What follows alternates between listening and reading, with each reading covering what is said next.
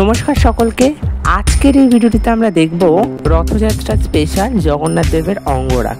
সামনেই আছে রথযাত্রা, খুব সহজেই আপনারা আপনাদের বাড়ির জগন্নাথকে সাজিয়ে নিতে পারবেন। তো চলুন ভিডিওটি শুরু করা যাক। প্রথমেই আমরা জগন্নাথ দেবকে ভালোভাবে ধুয়ে পরিষ্কার করে শুকিয়ে নিয়েছি। এরপর পালা বেস কালার করার। তো চলুন, আমি এখানে নিয়েছি ক্যামেলের অ্যাক্রালিকের হোয়াইট কালার। এটা দিয়ে আমরা বেস কালার করে নেব। এক্ষেত্রে আমি বলবো বেস কালার করার সময় কোনো রকম জল ব্যবহার করবেন না।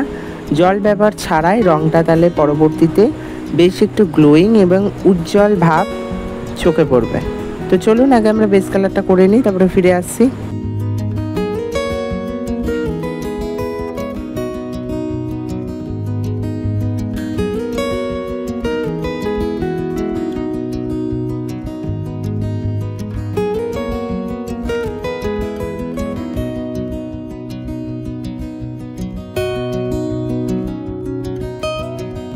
একই রকম পদ্ধতিতে জগন্নাথ দেবের দাদা এবং বোনকেও আমরা বেস কালার করে নিয়েছি।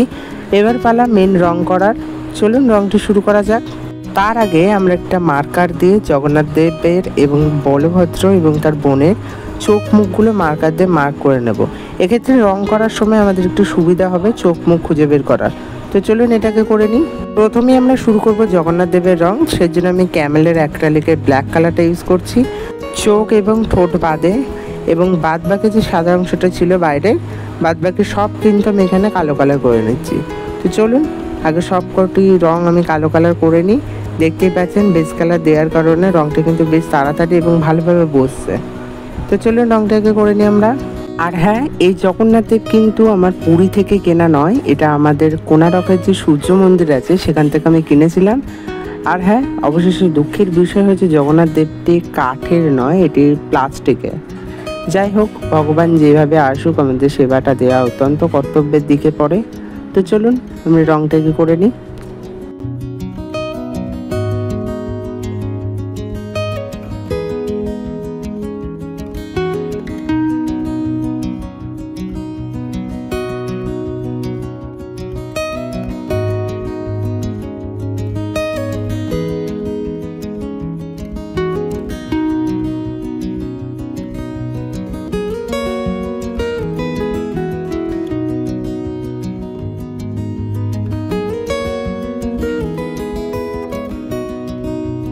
রংটা করে নেবার পর সেই একই কালো রংটি দিয়ে আমরা জগন্নাথ দেবের চোখের মণি দুটো করে নিচ্ছি।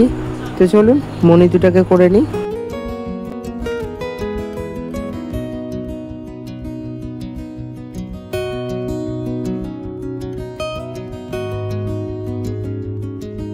মণি দুটো করে নেবার পর এবার একই রঙের লাল কালারটা নিয়ে আমরা জগন্নাথ দেবের ঠোঁটটা এঁকে নিচ্ছি। একই রং মানে আমি এখানে অ্যাক্রালিকের রেড কালারটা নিয়েছি ক্যামেলে। তো দেখুন রংটি হয়ে যাওয়ার পর এবার যে সাদা কালারটা ছিল চোখের মণির যে সাদা পাশে, তার বর্ডার হিসেবে আমি ওই একই লাল কালারটা দিয়ে আমি বর্ডার করে নিয়েছি। তো চলুন বর্ডারটি করে নিই।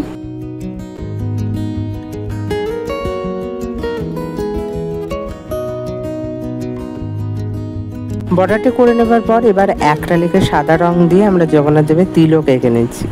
তো দেখতেই পাচ্ছেন আমি এখানে একটু সরু ধরনের তুলি ব্যবহার করেছি, 000 সাইজের। যত তুলিটা সরু ব্যবহার করবেন তত তিলক এবং কলকা যেটা করছি দেখতে ততটা সূক্ষ্ম হবে। তো চলুন একই রকম পদ্ধতিতে আমরা একটু কলকা এঁকে নিচ্ছি ওপর দিক দিয়ে। চলুন কলকাটা দেখতে থাকুন। আর হ্যাঁ, কলকাটা করার সময় একটু সময় এবং ধৈর্য নিয়ে করবেন, তাহলে দেখতে একটু সুন্দর হবে কলকাটি। তো চলুন পুরো কলকাটিকে করে নিই।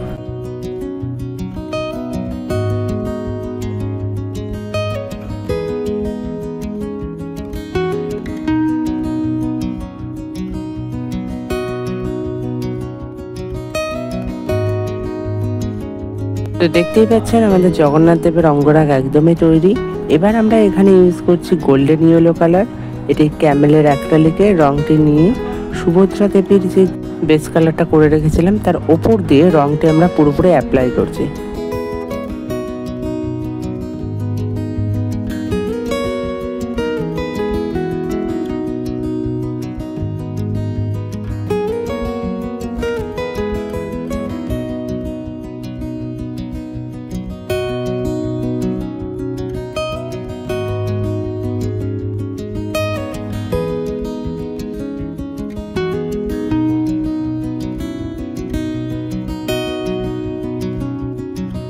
রংটি করে নেবার পর এবার আমরা কালো রংটি দিয়ে আমরা সুভদ্রা দেবীর চোখের মণি দুটো করে নিচ্ছি।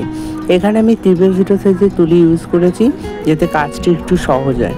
তো চলুন চোখ দুটো করে নেবার পর এবার যে সুভদ্রা দেবীর ঠোঁটটি ছিল জগন্নাথ দেবের মধ্যেই আমরা লাল কালার করে নিচ্ছি ঠোঁটটিতে।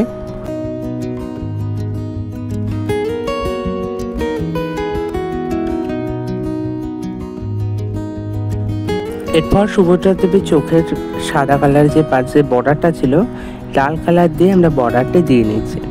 প্রথমে আমরা কালো দিয়ে এঁকে রেখেছিলাম যাতে আমাদের সুবিধার্থে। তো চলুন দুটি বর্ডার দিয়ে দেওয়ার পর লাল কালার দিয়ে সুভদ্রা দেবীর কলকাটা শুরু করেছি। একই কথা, সরু ধরনের তুলি যতটা ব্যবহার করবেন আর যত ধীরে করবেন কাজটি ততটা কাজটি সূক্ষ্ম এবং দেখতে সুন্দর হবে। চলুন কলকাটি দেখতে থাকুন।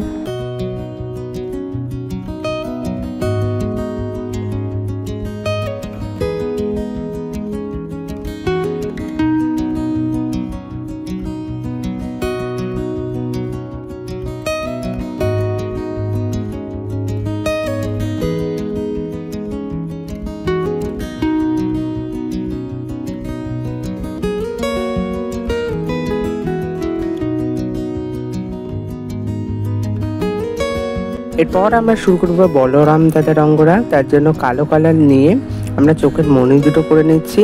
এক্ষেত্রে কোনো রঙের প্রয়োজন নেই যেহেতু বলরাম দাদা সাদা, তার জন্য আমাদের মেন কাজটা শুরু করেছি আমরা। এরপর লাল কালার দিয়ে সেই ঠোঁটটা আমরা এঁকে নিচ্ছি যেভাবে আমরা সুভদ্রা দেবী এবং জগন্নাথের এঁকে নিয়েছিলাম। তো চলুন ঠোঁটটাকে এঁকে নিই। ঠোঁটটা করে নেবার পর চোখের পাশ দিয়ে একটু বড় করে লাল রং দিয়ে আমরা বর্ডার দিয়ে নিচ্ছি। দেখতে পাচ্ছেন ঠিক বর্ডারটি ঠিক এইরকম ভাবে দিতে হবে। বেশ একটু পদ্ম ফুলের পাপড়ির মতো লাগবে বর্ডারটি দেখতে। তার জন্য আমাদের সুবিধার্থে প্রথমেই কিন্তু আমরা মার্কার দিয়ে মার্ক করে রেখেছিলাম। এক্ষেত্রে আমাদের এখন সুবিধা হচ্ছে আঁকার সময়। চলুন বর্ডারটাকে দিয়ে নিই দুপাশে দুটো।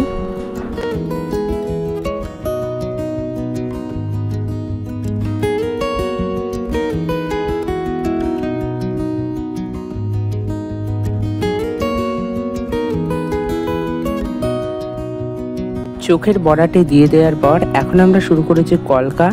এই জন্য আমি এখানে এবারে ব্যবহার করছি অরেঞ্জ কালার।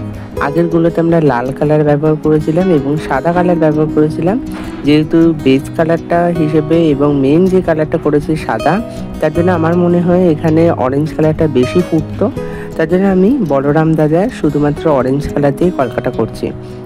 এক্ষেত্রে আমি এখানে 3x0 সাইজের তুলি ব্যবহার করেছি কলকার ক্ষেত্রে। একটু সময় নিয়ে করছি আমি কলকাটা যাতে দেখতে একটু সুন্দর হয়। তো চলুন কলকাটাকে করে নিই।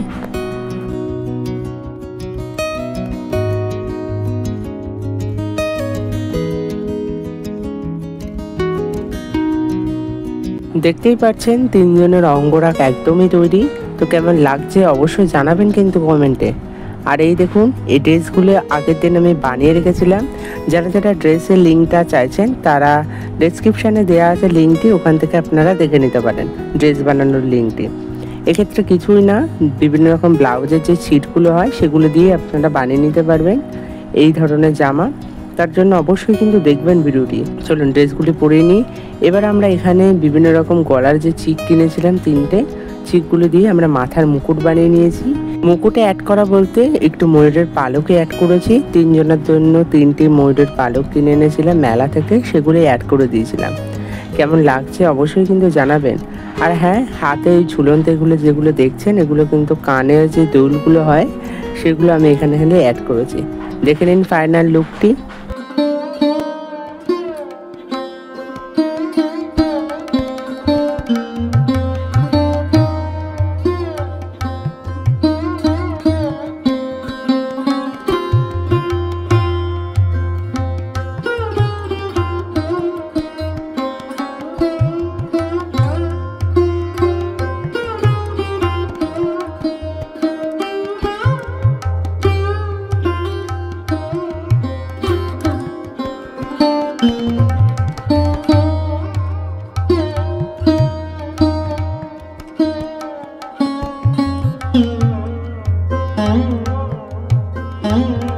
ভিডিওটি কেমন লাগলো অবশ্যই জানাবেন। ভিডিওটি ভালো লেগে থাকলে লাইক, শেয়ার, কমেন্ট করতে ভুলবেন না। আর এই ধরনের সৃজনশীল ভিডিও দেখার জন্য চ্যানেলটি সাবস্ক্রাইব করে পাশে থাকবেন। আজকের মতো এতটাই। সকলে ভালো থাকবেন, সুস্থ থাকবেন। ধন্যবাদ। জয় জগন্নাথ।